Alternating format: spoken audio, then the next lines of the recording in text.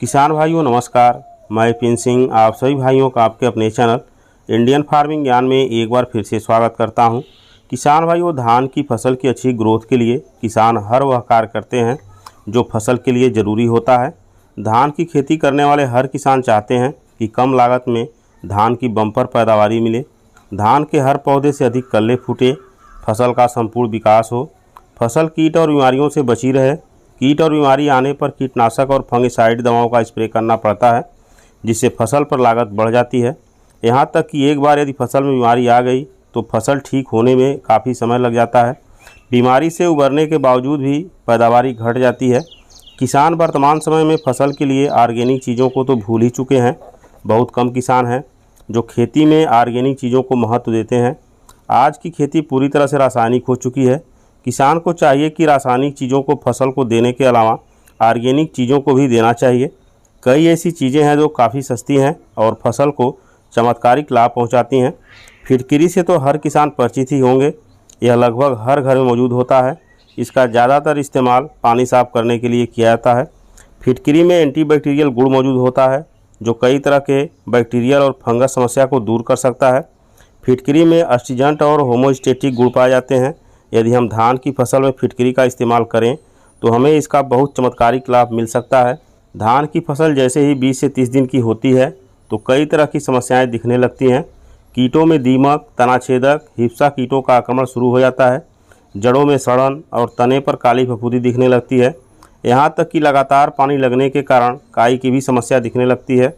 पौधे से कल्ले का फुटाव कम होता है। फसल की ग्रोथ बहुत स्लो होती है। जबकि किसान फसल को DAP, urea, potash, zinc, sulphur आदि फसल को दे चुके होते हैं। ऐसे में यदि धान रोपाई के 20 दिन बाद 1 से 2 किलो प्रति एकड़ की दर से फसल को फिटकिरी दे दिया जाए तो इसका बहुत अच्छा बेनिफिट मिलेगा। देना कैसे है यह जानना बहुत ज़रूरी है। यदि आप धान के फसल की सिंचाई करने जा रहे हैं तो 1 से 2 किलो फिटकिरी प्रति एकड़ की दर से पानी की धार में रख दें। बहते हुए पानी के साथ फिटकिरी घुलकर पूरे खेत में फैल जाएगी।